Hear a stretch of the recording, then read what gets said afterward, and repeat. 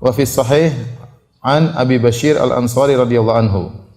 Dalam hadis yang sahih, maksudnya sahih Bukhari dan sahih Muslim. An Abi Bashir Al-Ansari, dari sahabat Abu Bashir Al-Ansari radhiyallahu anhu, semoga Allah meridainya. Annahu kana ma'a Rasulillah sallallahu alaihi wasallam fi ba'dhi asfarihi. Suatu hari Abu Bashir ini Al-Ansari bersama Nabi dalam sebagian safar Nabi sallallahu alaihi wasallam. Fa arsala rasulan, maka Nabi pun mengutus seorang utusan dengan memerintahkan kepadanya alla yabqayanna fi raqabati ba'irin qiladatan min watrin aw qiladatan illa quti'at. Utusan ini kemudian menyampaikan pesan kepada para sahabat, jangan biarkan ada di leher onta sebuah kalung yang terbuat dari watar. Watar itu adalah senar atau tali busur yang digunakan untuk memanah. Au qiladatan, atau kalung apapun illa qutiat, kecuali diputuskan.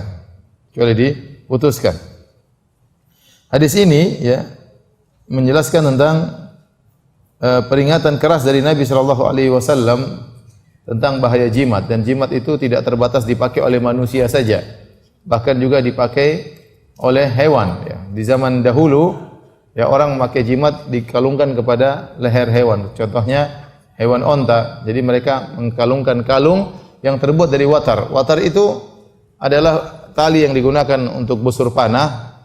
Kalau sudah usang busur panah tersebut, talinya sudah tidak dipakai, maka talinya diambil dijadikan apa? Dijadikan jimat. Ya, dijadikan jimat. Ya. Dan Nabi SAW melarang, bahkan Nabi perintahkan secara khusus. Kalau ini perkara sepele, ngapain Nabi sampai ngutus utusan untuk memerintahkan memutuskan jimat-jimat tersebut? Padahal jimat-jimat tersebut tidak dipakai di manusia, tapi dipakai di hewan. Tapi Nabi suruh untuk putuskan. Berarti Nabi dalam kondisi safar banyak kegiatan, tetapi Nabi ternyata meskipun dalam kondisi safar, meskipun jimat itu hanya di hewan, dan Nabi tidak, tapi Nabi tetap memberi perhatian besar, memerintahkan untuk memutuskan jimat-jimat tersebut. Sudah kita jelaskan ya, coba lihat halaman 58 ya. Yang punya buku, sudah difotokopi semuanya? Belum ya? Yang baru 100 ya.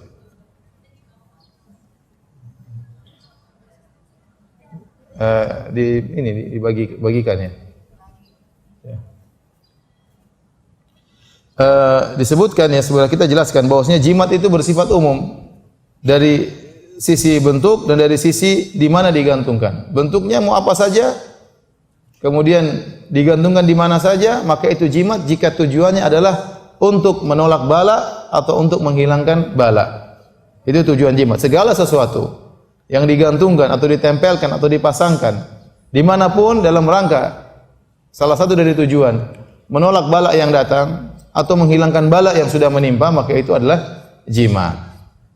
Termasuk watar, tali busur yang digantungkan di onta dalam rangka untuk menolak bala, maka itu merupakan kesyirikan. Saya sebutkan di sini ya, maka semua yang digantungkan, diletakkan atau ditulis dalam rangka untuk menolak bala, maka termasuk jimat. Apakah yang digantungkan dalam bentuk tali ataukah senar ataukah kain ya, ataukah kulit ataukah janur kuning ya,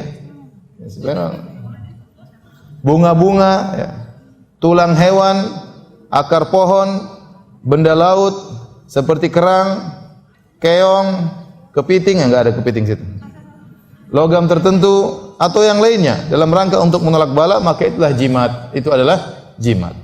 Jika kita dapati di rumah ada orang gantung janur kuning, itu buat apa ini? Supaya tidak masuk bala, itulah jimat. Kalau buat hiasan bukan jimat. Kalau buat hiasan bukan jimat, tapi kalau janur kuning tersebut diikatkan dalam rangka menolak bala atau mendatangkan rezeki ya, atau menghilangkan bala ya, maka ini adalah kesyirikan ya. Apapun yang digantungkan.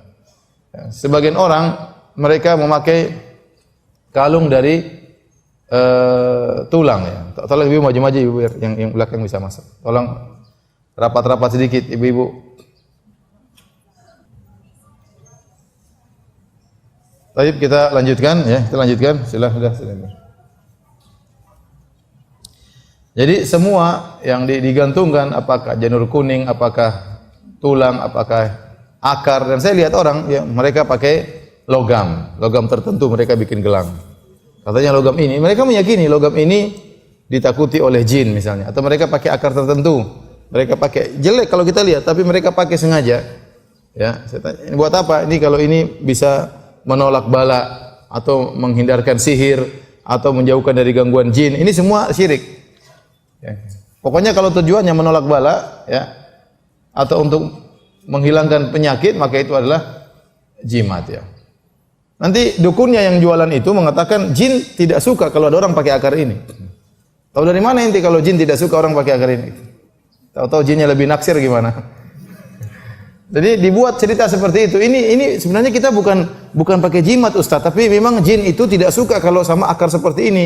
Dia enggak kuat dengan bau seperti ini misalnya. Dibuat cerita-cerita sehingga akhirnya orang pakai jimat tersebut, ya. Ini adalah kesyirikan. Kemudian dimanapun digantungkan, mau digantungkan di tangan, mau digantungkan di ketiak, mau digantungkan di paha, mau digantungkan diikatkan di betis, mau diikatkan di lutut, mau di pergelangan kaki, mau di jari, ya, di mana saja, mau di telinga, mau di hidung, mau di leher. Pokoknya kalau tujuannya demikian maka itu merupakan kesyirikan. Mau digantungkan di rumah, mau di mobil, mau di hewan, ya, mau di belakang mobil, bagian depan mobil, mau di laci mobil. Pokoknya semua yang diletakkan dalam rangka untuk menolak bala, ya, atau dalam rangka untuk menghilangkan bala, maka itu merupakan jimat, dan itu adalah kesyirikan.